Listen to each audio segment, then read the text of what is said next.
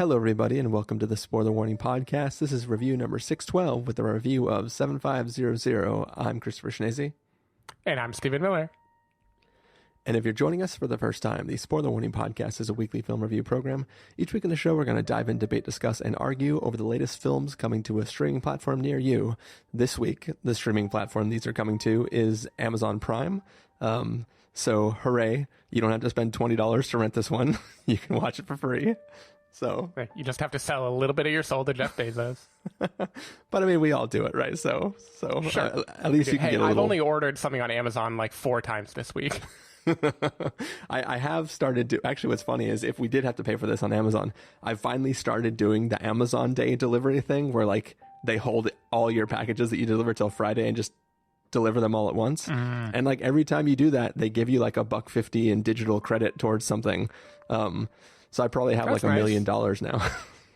Yeah. So yeah, a whole million. We ordered toilet paper on Amazon because the stores have been out locally, at least when we checked. Yeah.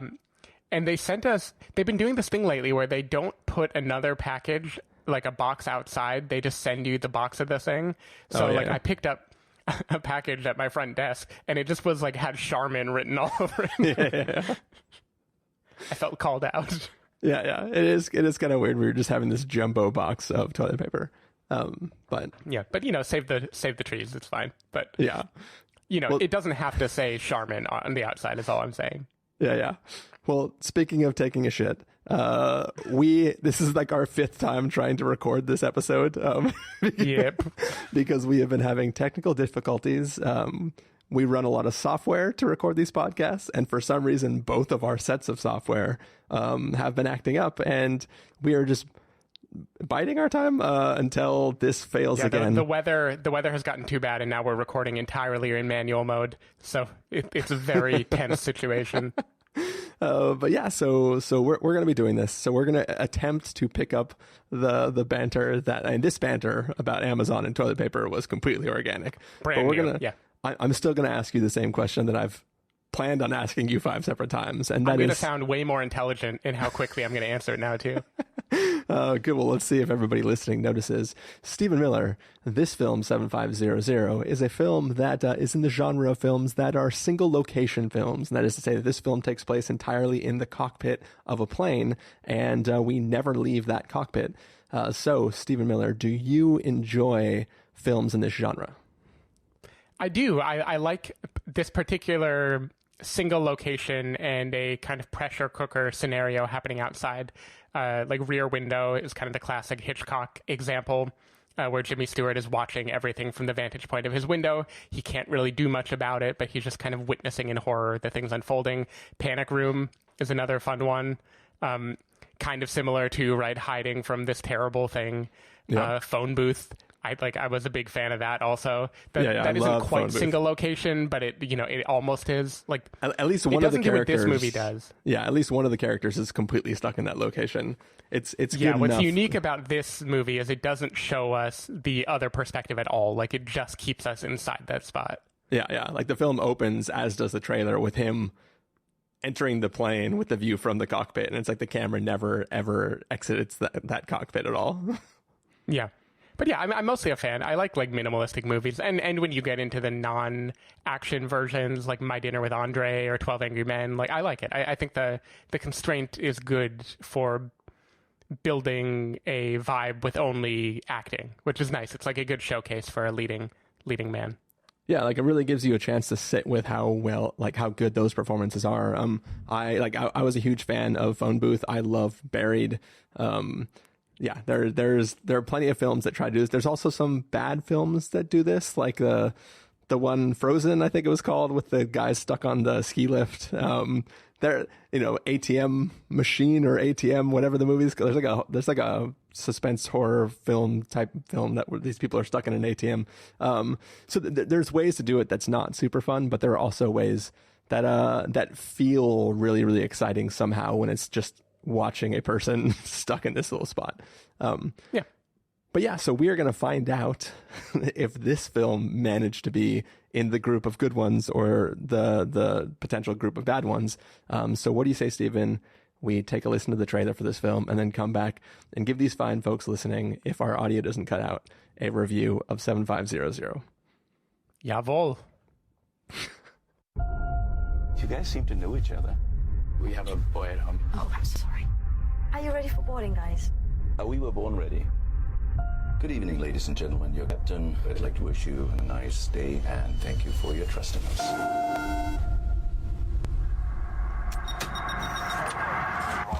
So, guys.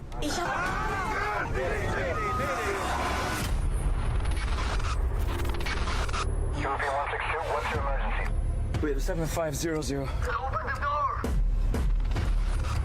Several men attacked our cockpit. We stopped them for now. The captain is injured. Status of the crew, I don't know. They have a hostage. They're going to kill him if I don't open the door. And one other guy to die. Don't stop, please. I can't open the door. Let her go. Please. Please, I beg. Please. I'm sorry, but you know that under no circumstances you are allowed to let them to the cockpit. They don't have guns. They don't have knives. If you work together, you can beat them. Okay, you're going to be alright. European 162, what's the status?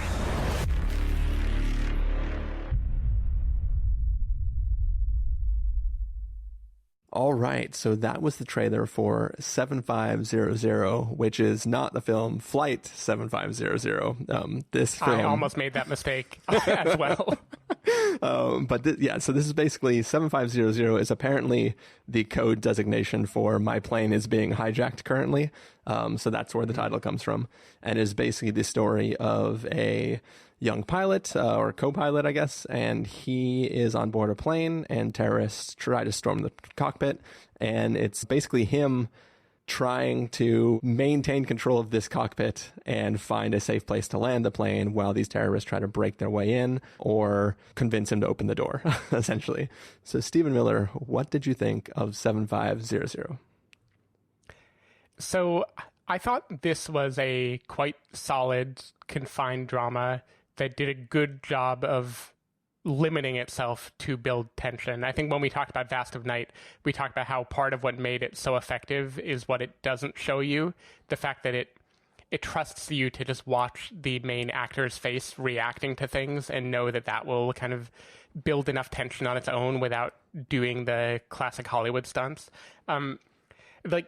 It goes off the rails a little bit towards the end, but for the most part, I felt like it was a super believable kind of down-to-earth view of here's what it is like to be a pilot, here's what being in the cockpit is like, these are the rules and regulations that you have to follow. And the way that it veers so suddenly into chaos, I thought was extremely effective. I felt like it was a little unpleasant to have an Islamic extremist hijacking story, right? I was getting like vague Islamophobic pangs, like why do they have to be doing it this way? Come on, they have to be shouting Allahu Akbar. But then I kept telling myself, look, this is based on a true story. He's doing what he can within the confines of a true story. Like, he tries to give a redemption arc for some of the characters, tries to flesh them out a little bit. What can you do? You know, you gotta tell truth to Tobias's actual experience. And then the credits came up, and there was no title card about the true story, so about the real Tobias. So you were assuming it was a true story. Well, yeah, because when I was searching 7500, I also saw a movie called Flight 7500, and I was like, oh, well, okay. This is clearly like territory. People have been, I don't know why Jesse Eisenberg was in that one, but you know, whatever. He probably pulls it off. And this is just a complete fiction. And that really kind of rubbed me the wrong way, because the hijacking premise is just so like early 2000s, not that original a way to go about it. And it disappointed me a little bit, like at the end of the movie, like because there were certain things I was willing to really look past because it's a true story, you know, things in the third act that feel a little bit unbelievable that I'm like, look, okay, this is amazing if true, you know. And when I lost that, I lost a little bit of respect for some of the decisions. Like, it made me feel extra icky about the way this movie goes down. But if I can separate myself from that for a second, I still think this is like a pretty solid thriller. Joseph Gordon-Levitt does a very good job with what he's tasked to do, which is almost everything. There's a kind of horrifying period in the movie where mayhem is happening behind him, and there is a screen through which he can watch what is going on, but he can't do very much because every logical person knows his dilemma is not even a dilemma. Like, either someone might get hurt or everyone will die. Like, he has no other option. So this isn't like a trolley problem, really. It's just an emotionally gripping feeling of being completely powerless, right? Of knowing that you are somewhat responsible for anything that happens, but you have no ability to make it better. And I thought that was really effective. Like, I think there's a good 30-40-minute chunk of this movie that I thought was just incredibly well done. And Joseph Gordon-Levitt really, really, really sells it. It does start to go off the rails toward the end. We will maybe talk about that in a spoiler section or something. I don't know how we want to play this. But there are things that I found clever but increasingly less believable. And in the end, for a movie that started out being so rigorous, like heads down, this is how it works, show the cockpit, don't glamorize, don't make it more than it has to be. I felt like it tipped its hand a little bit. But one thing I did want to mention is a phrase when they were talking in German towards the beginning caught my ear, which was alles wird gut, everything is going to be fine. And I was like, that's funny, because this reminds me of a short that I watched a few years ago called Alles wird gut, about a divorced father who abducts a child, and tensions start to rail and it becomes a hostage situation. And this is by the same director. This is Patrick Vollrath. And you remember, you and I both watched that movie. That was the year that Stutterer won for the Academy Award nominated short.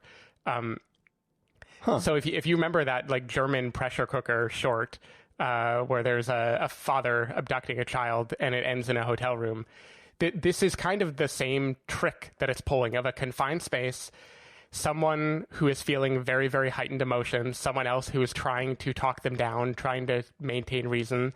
And yeah, like, I can see where this movie came from. And I do think this pulls the trick of a short to feature length. I don't know that trick is quite feature length material. I feel like they start grasping for straws around the end of when a short film would have ended. And probably, it isn't quite enough to justify, but it was still solid. I don't know. I feel conflicted, Chris. That's all I can say. Yeah. I am a little less conflicted than you, but in the negative sense. This, so first of all, what I really, really do actually genuinely like about this film is I feel like I'm not a pilot. You have a pilot friend who can maybe tell you, if he's seen this film, like, how realistic the flying is. But they sold it. It's funny. You already brought up the Vast of Night, but in the Vast of Night, they sell the use of the switchboard. Yeah. And you're like, oh, damn, that switchboard's kind of cool how that works. That's how I felt about the inside of the plane. Like, just simply I'm used to hearing radio traffic control stuff, and they're like, oh, turn 264 to whatever. But like, the idea that you're just like turning little knobs, you're like dialing in your stereo and then correcting the plane to match that. Like, I have no idea what's going on. But when I watched that, I was like, this is cool. I like this performance of flying a plane. Like, that was really, really interesting to me. So seeing that sort of experience kind of got me excited and ready for what was going to take place in this film. I think, honestly, the real problem with what this film's doing is it's really cut and dry.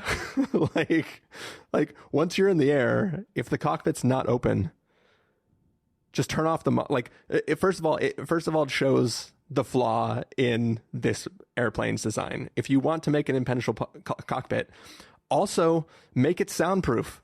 And then if he turns off the monitor, he can't hear what's happening behind him, and have a big ass sign that says, by the way, this cockpit's soundproof. They can't hear you. And then what are you going to do? Like, they're in the air. This isn't like halfway over the Atlantic, the terrorists try to take over the plane. This is almost while they're still ascending into the air. Like, they maybe haven't even reached cruising altitude yet, and they immediately storm. He turns off the seatbelt light. Okay, so I think they literally it's the first thing that happens as soon as they reach cruising altitude. I don't think it's real time. I think there's a cut in there that is, it's unclear how long it's supposed to have been after, like, between the cuts. Well, the way they present it, at least, is just like as soon as they're in the air, these guys try to take it over. And then before they even have a plan to try to start convincing him to try to open the door, he's already knows where he's going to land, and they're like 15 minutes out from that location. So it's a very strange sort of setup to where like you're just watching it and you're like, you just don't open the door and assume that lots of people are going to die, but like they're going to die anyways if you do open. It's like you said, it's not a trolley problem. It's just do what you're supposed to do and stop paying attention to them. And they try to heighten the situation with a very like a specific situation. It's It's the opposite of plot armor. It's like plot Achilles heel. and it's like, okay, fine, but where is the actual conflict going to come from? And the conflict comes from not dealing with the situation in the first place, like fully, right? And I think that this film turned me into the person that screams at the movie during a horror film, right? Where like, as soon as that happened, like people are coming, like it starts with people trying to storm the cockpit, and Joseph Gordon-Levitt, minor spoilers, takes a fire extinguisher and like hits a guy over the head. Just keep hitting that guy over the head until he's not going to get back up again. He's not a killer. He's not a murderer. but I mean, he's trying to prevent, like, okay. All my cards on the table, as I told you before we started recording, at the point of You've time... never murdered anyone. No. But at the point of time I sat down to watch this film, I was 23 hours into the 25-hour playthrough of The Last of Us Part 2, where I had just murdered... shoot the zombie, Joseph. I mean, I wasn't just killing zombies. I was killing people from various factions. Like, I had murdered a lot of people on both sides, and I had just been through like 23 hours of gut-wrenching stuff. And when I watched this movie, I was like, yeah, just don't open the door. Land the plane. Like, what's the problem? Wow, I feel like you were grading on such a moral curve. What is that, 85 people? Yeah. I mean, I'll just crash the plane right now. But in all seriousness, like it's not that I don't feel for the lives of people who may be threatened by the hijackers in the plane. It's just, you've secured the cockpit. The only thing standing in your way is an unconscious person. You have a knife. Don't let them be conscious. I don't know. It just seemed very straightforward how to prevent anything else from happening. And part of me, just in the back of my head, just was constantly yelling, like, just take him out. Take him out. Yeah. Don't talk to him. Don't do whatever. It was hard to watch this film and be completely sucked into the tension, without wondering why people didn't act more. Yeah, that's interesting, and it makes me think we should do a spoiler section, even though I don't think the review will be very long, just because it would be interesting to dive into that, because that did not really bother me. I feel like what this movie is doing is exploring how would a very rational, rule-focused, but still somewhat green pilot handle he's been flying a for situation 10 years. like this. That's true, yeah. He just looks young, but he's Also- really 32 also, or 33 or whatever. He says he's 31, and he says he's been flying for 10 years. Do they let can you fly commercial airlines at 21? Well, it depends what they mean by flying. He definitely couldn't be the main pilot on a commercial airline, but he certainly could have flown a plane by then. I'm not planning on getting on a plane anytime for the foreseeable future, but if I was about to get on a plane and then the pilot walked by and like he couldn't even grow a beard, I would be very. Chris, your toxic masculinity has no bearing on who's allowed to pilot an aircraft. I mean, if she can't grow a beard, that's okay as well. No, but you know what I mean? Like, I feel like if I saw like what essentially is a teenager, like about to fly my plane, I would be a little worried. Yeah. No, I feel you. I do think the film brings up a bunch of interesting things. So basically it's like, what would a person do in this scenario? And I believe a person would maybe behave irrationally, right? I do think there would be a world where the obvious thing to you as an external viewer is, I know where this movie is going to go, take him out, you know? But in the moment, maybe you're just like minimizing harm. Like you don't really know what to do. Like I've personally never betten anyone to death. I don't know about you. You've done a lot this weekend. Yeah, I hadn't until this weekend, but no, but like I guess the way that I see it is, before he strikes this guy in the head with a fire extinguisher, this guy has just repeatedly stabbed the pilot of the plane, right? So, I mean, you know, every action has an equal and opposite reaction. I feel that like giving one good hit and being like, yeah, I mean, he's probably fine, right? I mean, just no more harm will come from the rest of this movie if I just Well, so there's an interesting parallel structure that we could get into between him and another character and what decisions they make with a somewhat unconscious person. I don't know why I'm even being coy. We either spoil it or we don't. But anyway, the movie is definitely trying to do something with that. And I mostly bought that. And I really bought, if we ignore the company that he is with in the middle of the movie, his experience when he finally turns off the screen and just kind of has this howl of anguish and is like, I can't look. Like the only choice is to not know anymore. I thought that was well done. Like I completely bought that.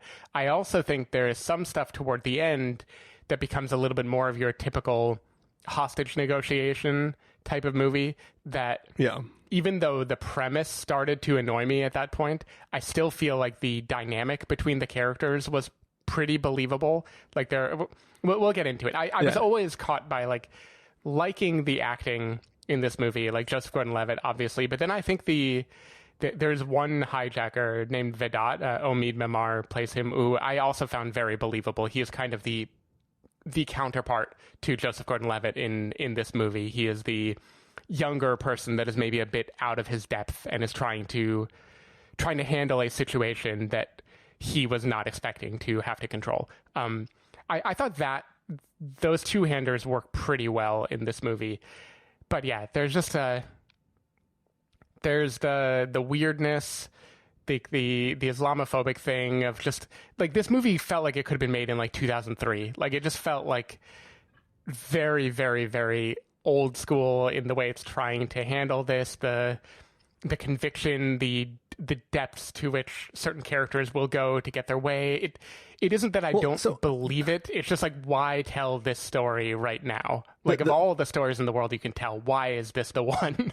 I think the thing that almost makes it more egregious is like from the standpoint of being an Islamophobic a film is that these terrorists on board this plane have no goal other than to crash the plane. They don't have a target. They don't have a group of people they're trying to show this to. We already know the plane has been redirected.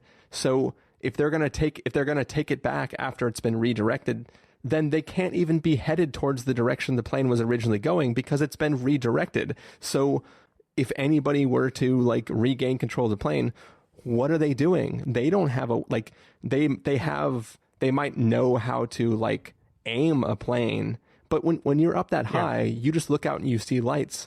Unless there's a very specific, like when you're flying into San Francisco, you can recognize that shape, right, of the bay, and you can see the bridge, and like there's stuff that stands out. But when you're that high and it's night and you're not flying in the same direction you thought you were, where would you want to even aim your plane? Like it it seems like a half-baked thought where it's like, terrorists, they like to crash planes. So, I mean, that's what they're doing. Don't you get it?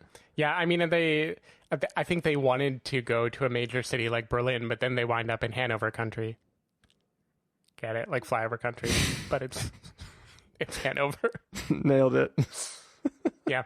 No, it was good. But yeah, there is definitely, their plan is unclear, and there's definitely some emotionally manipulative choices in this movie that, again, I was willing to forgive a lot of it under the belief that this is an incredible true story. It's like, okay. Just like when, this is a weird counterpart, but when we reviewed Just Mercy, I was a little bit wary of the potential for there to be the one great man narrative of like he single-handedly cured the justice system. But then because it was based on a true story, I was able to let that go because it's like, hey, this is his truth, and therefore I'm just watching his story the way that he saw it. And so, it is what it is. I can't fault the movie for that. But this time, knowing it was all invented whole cloth, it just makes the manipulative parts feel a lot less powerful and more cheap, in a way that usually I don't care that much about the truth or non-truth of a movie. But for some reason, this time it made a difference for me knowing that what I had watched was just like totally invented by the director. Yeah. Cool. Well, do you want to get to some spoilers for this film, Stephen? Sure. All right. So before we do that, we are going to give everybody a verdict for this film. So Stephen Miller, if you're going to give us a must-see, recommend with a caveat, wait for rental, pass with a caveat, or must avoid, what would you give it? So before the non-existent credits came up telling me about the real Tobias, I was prepared to give this a recommend with a caveat of like, it isn't a perfectly done film, but I did think the single location was very effective. The acting, I think, was quite good. And the plot, while implausible, couldn't be implausible because it was true. Post-credits, I am bumping this down to a wait for rental. I think it's completely fine. Like, I do think tonally it is still interesting. I found it relatively gripping. It's quick. Like, it is 90 minutes, including the credits, so it isn't like it outstays its welcome for too long. It just doesn't... It has so much talent involved, and clearly the director knows how to build tension. I wish it could have done anything beyond just building tension, like had a plot that is interesting to follow or inverted the formula in a kind of meaningful way. So it's fine. It is exactly what it tells you it's going to be, but I just don't think it really aims any higher than that. Yeah, I'm going to give it a wait for rental as well. There was enough there at the beginning of the setup, and I think that potentially if I hadn't like ripped my heart out murdering tons of people for the 24 hours before I watched this film, it might have like felt more weight to it than it actually did. I gotta tell you, I thought you loved this movie. When this movie ended, I was like, okay, Christopher is gonna rave about this. Well, I made us watch this movie because it was Joseph Gordon-Levitt, and it was a single location film, and I was like, that's like two of my favorite things. Yeah, this is like the opposite of Buried. Yeah. It was like 500 days of summer.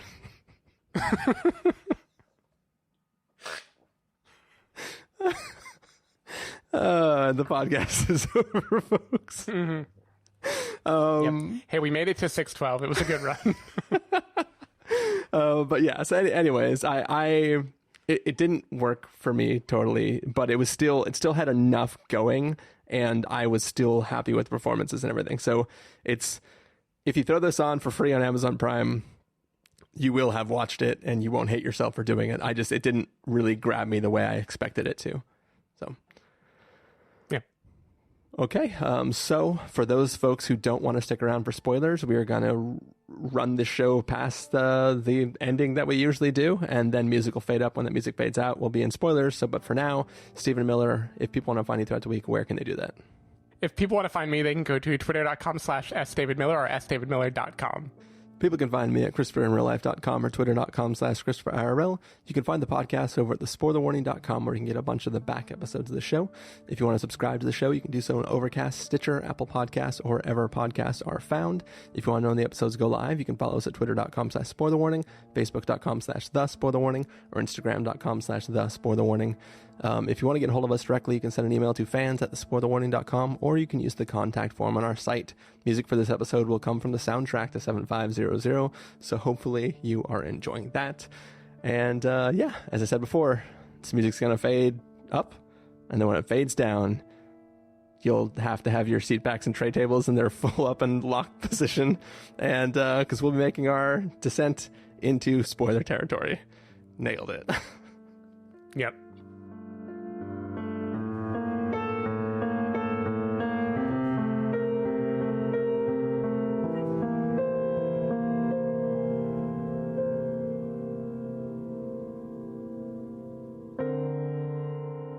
All right, we are back. This is Spoiler Territory. It is the full-blown spoiler section of our review of 7500.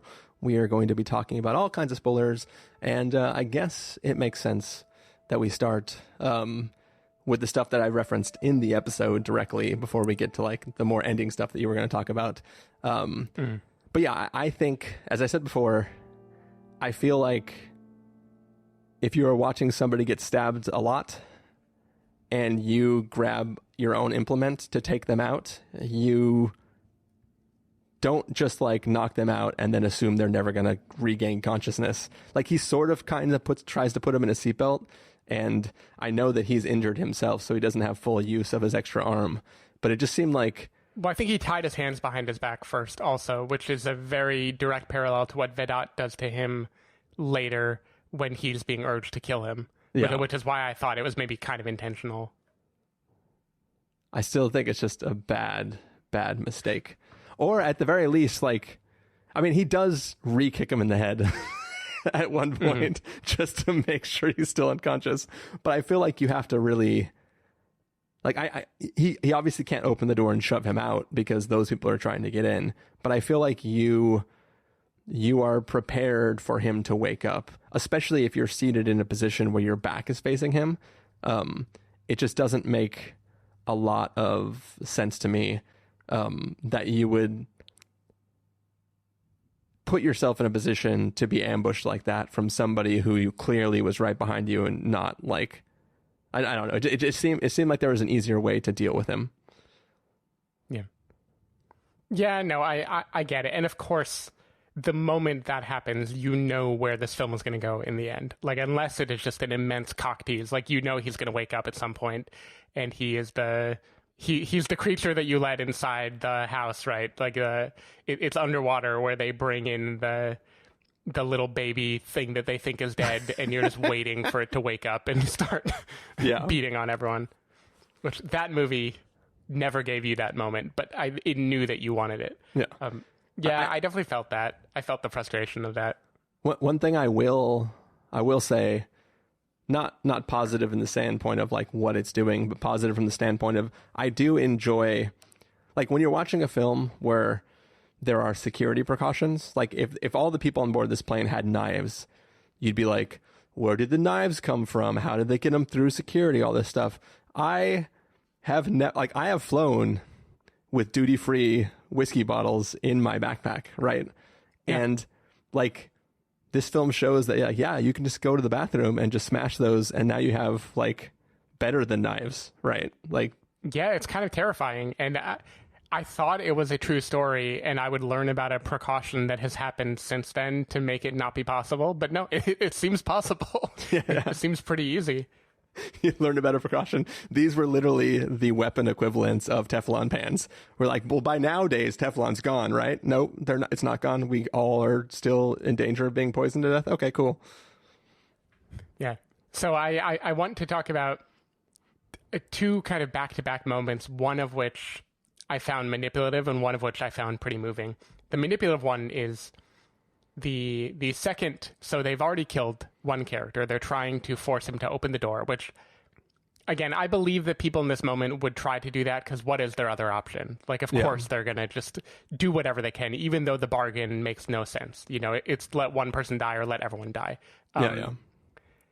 But still, the second person they grab is the flight attendant, who is also his girlfriend, potentially fiance, the mother of his child, Gukcha, I think is her name.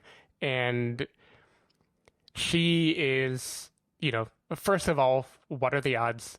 The person he is in love with is like has a knife held up to her throat, being about to be murdered, and him just having to watch. She's also a Muslim, so they managed to bring in a little bit more of the, look, we're not saying that everyone is like this. There's the good kind and the bad kind, which is almost like more insulting how like isn't that obvious exactly it was what happens the way they pull it in. Hotel Mumbai?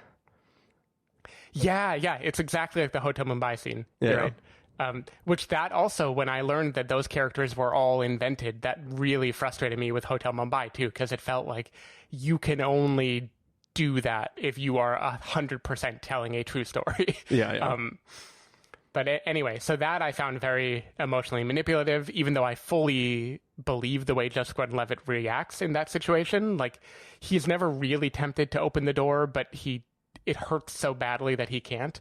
The scene afterwards, which I liked a lot, is what he tries to do instead, which is go on the loudspeaker and urge the passengers, there's only two people, they only have glass, you can overpower them if you do this. If you charge them, please, they're going to kill this woman, do it. And the fact that they don't when he says that. But they do sort of, like, we see that there is because those guys rush through the curtain into the background, and there are a couple times where they come through where people are like piling on each other, and like there's clearly some sort of skirmish that is happening in the back of the plane. It's just like, and also like if you were just on a plane, and I mean, he had already been on the speaker and said like, hey, people just try to rush the cockpit, blah blah blah blah blah. But I feel like at some point, like if people just yell that, if you're not already primed to attack, it takes you a second to recalibrate your senses and go like, wait, okay. I believe that. It is funny though, because you're kind of making the same argument I make for him not killing the character of Daniel when he goes in, because it takes a while to calibrate. Like, you aren't just like reasoning through all the possible outcomes. I felt his frustration in that moment, which is why I really liked that scene. The fact that it doesn't happen the way that he wants it, because it is like, this is two people and they have glass. Like, they can't do that much. Like, there are 85 people on this plane. You could easily take them out if everyone would just work together and do it. So I liked that. It added another layer of the kind of impotence that he's feeling of like, please, someone do something. So I was okay with that. Where I think it really starts to go off the rails, even though I like the two-hander aspect of it, is the character of Vedat, the kind of the younger guy who you can tell is having a crisis of conscience throughout most of what's going on. And like, I believe it, you know, he would sign up for this, but crashing a plane in the abstract is very different from witnessing a person die right in front of you. And so when he's really made to see what it is that he's agreed to do, he has a change of heart. I buy that. The fact that they get in the cockpit, knock him out, and are getting ready to crash, and then he has a change of heart and just stabs the guy, and him and Joseph Gordon-Levitt have to land the plane together, that is just where it went so off the rails to me. That is one of those things where if it was a true story, it is an amazing true story, and it is maybe a clever tactic on Joseph Gordon-Levitt's part to like make him be a part of the landing, to trick him into being on his side rather than being an enemy. But as a piece of fiction, it just feels really lazy to me. Yeah. I mean, I in principle, I sort of expect, based on his reaction previously, I expected that's where it was going. To me, the thing that was hard for me to believe is like, I get you hatching a plan or joining a group who is going to do a thing, and then maybe you didn't understand how many, like, quote, innocent people were going to die during this thing, and over the course of seeing the suffering, you have a change of heart. But I feel like what he signed up for was to die on board that plane. And maybe it's just dawning on him that what that actually means. But I feel like his change of heart is self-preserving, not sorry for innocence. And for me, I feel like he's already bought on board with self-preservingness. I don't know. I've like I said, I may have murdered like hundreds of people in 24 hours, but I have not done anything like trying to crash a plane. I mean, I buy the difference. What I don't know is the version of him before, the version that is hinting at this redemption arc of sorts, the version who doesn't want to kill the woman but does want to kill all of them, where he's like begging him to open the door. Like, I believe you would be feeling irrational in that moment, but he lives in that discomfort for so long. I had trouble with that. Once he decides, I want to abort this mission, I want us to be able to land safely, then I believe it. And maybe it is true that I interpreted him when he ties Joseph Gordon-Levitt's hands rather than stabbing him as his companion wants him to do. I interpreted that as an act of not being willing to kill, but maybe it was a self-preservation act of, if I want to be able to land, I'm going to need the pilot to be alive. Maybe that was an actual decision on his part and not just an act of trying to preserve an innocent life. I mean, I feel that, like, when he's on the phone with Joseph Gordon-Levitt and he's like saying, open the door or we're going to kill her, I feel like there is eventually a turn where he's like, please open the door. They're going to kill her. And it stops being like, I'm threatening you, to now you relieve me of what I'm going to be witness to in a second. So that sort of transition, I definitely believe. So I feel like with that progression, that's why he doesn't want to kill Joseph Gordon-Levitt's character, because he physically, like, being on board a plane, which he helped capture, which is going to crash, which will hopefully kill everybody instantly, is not the same as slitting somebody's throat. Right. Believe me, I did it for 24 hours. Yep. Someone's going to be very, very mad that I keep joking about that. It's just a video game, people. And I dealt with the ramifications of my actions repeatedly over the course of playing that video game. So I literally finished it last night. I finished it less than 24 hours ago. I finished it at 12:30 a.m. this morning. So it's still dealing with it. And I only took a break to watch this movie. So you deal with it too. I'm impressed. Well, in between watching this movie, I was binge watching the HBO show Insecure. And so I think compared to that, this was pretty heavy. Like, almost no one gets murdered on Insecure. So the only other spoilery thing I wanted to bring up on my end is the very end, where he is waiting to refuel, and it's kind of dawning on Vedat that they aren't going to leave, and he gets kind of increasingly more unhinged. It's sort of dawning it on him that he's about to be Captain Phillips. Yeah, exactly. And like Captain Phillips, I do think there is a lot of good, intense emotion there in the way that Joseph Gordon-Levitt has to try to stay his friend and talk him down. But it was just so obvious to me from the moment the window got involved that he's going to get shot. And at that point, I just kind of felt like I was waiting for the inevitable to happen. Yeah. It was, again, they signaled the plot mechanics a little bit too far ahead. Also, do cockpit windows just open like that? I guess so. And what is the purpose? Is that like, I feel like that's just asking for trouble. That I mean, maybe it's from when you're parked. Like, maybe that's exactly why. It's to get fresh air. Maybe in case, like, the door won't open, you have an emergency. Yeah. That is the other thing I thought was possible. Joseph Gordon-Levitt was just going to be like try to jump out. I was going to say, like commercial airlines also have an ejector seat. They're all holding like a big parachute underneath. Yeah. Do you have any other spoiler thoughts? I was just going to say, since we already referenced Hotel Mumbai, didn't the one character who's sort of having a change of heart also get called by a parent towards the end. Yeah. Oh, wow. You're right. I feel like this film is like a lot of mirroring of the sort of behaviors of the character, same equivalent character in that film. No, I had not thought of Hotel Mumbai until you mentioned it earlier in this episode, but I feel like this has a lot of the same behaviors and a lot of the same pitfalls, and I feel gross about it for a lot of the same reasons. Yeah.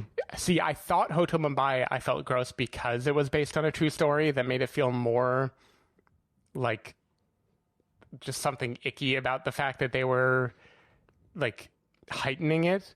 But I think it being a complete fiction still feels very gross because it's still like wading in real life territory that we are aware of, and there's just something like, I don't know, I don't want to see that.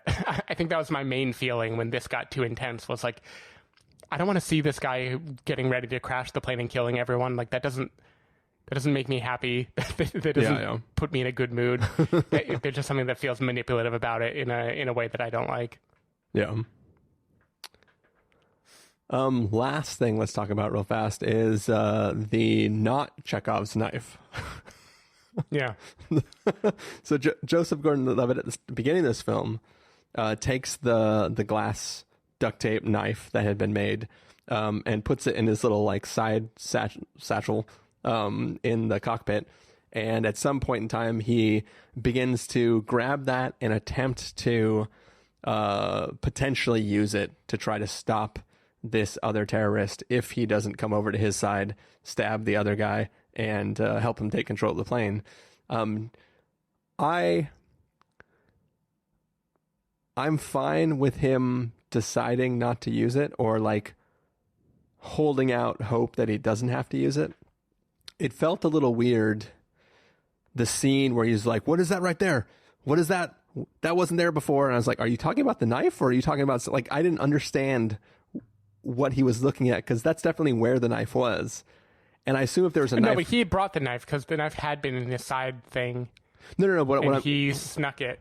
Yeah, no. I know where he got it from. But the terrorist character, the young guy, he points and says, what is that? That wasn't there before. I assume if Joseph Gordon-Levitt had a knife in his hand, he wouldn't accept it's nothing as the response to that, right? He would have either attacked him or done something to try to get the knife from him. So it's like, what was he yelling at that wasn't the knife? No, it was the knife. He had the knife underneath his legs, on the floor, hidden by his legs, hoping that Vedat wouldn't see. And when he saw, he tried to play it off like it was always there. It was always laying right there, but it hadn't been. Like he had just grabbed it from something else. But because Vedat would have seen it when he was readying it for Joseph Gordon-Levitt to sit on the other pilot. But I also don't remember Vedat taking it at that point in time. It was kind of just like Joseph going I'm not going to use the knife. He didn't know he had it. This was the knife that Daniel had in the very beginning when he charged in. This is the knife that he used to stab the captain. I know what the knife is, but I'm saying once Vedat has noticed the knife, why does Vedat not take the knife at that point in time rather than just yelling, what is that? Right, yeah. I don't remember what he does with the knife after that. But I think he's just being very irrational at that point. He's freaking out. He doesn't want anything to happen. But, yeah. Agreed. Cool movie. But yeah, so I guess that's it then. Yep. Tschüss.